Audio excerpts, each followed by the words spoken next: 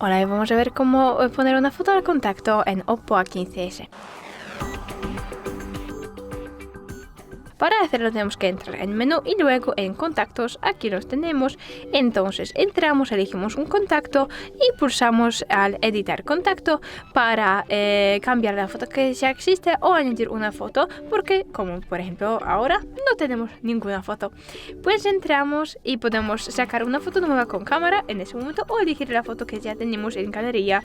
Entonces entramos en fotografías que tenemos aquí.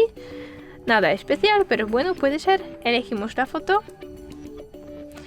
La podemos recortar. Listo. Guardamos. Y aquí tenemos una foto nueva. Es bastante fácil. Muchas gracias por ver este vídeo.